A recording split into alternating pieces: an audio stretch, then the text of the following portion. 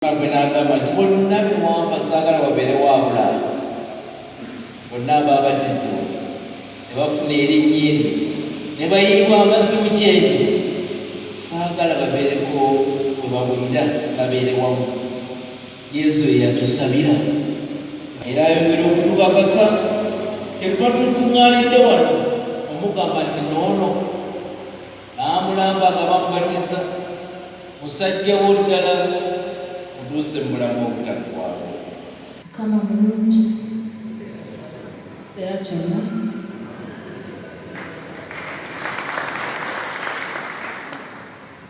Tebo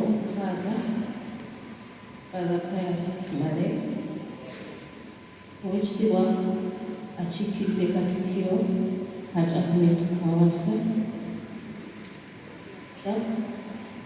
ab'ebitiibwa byonna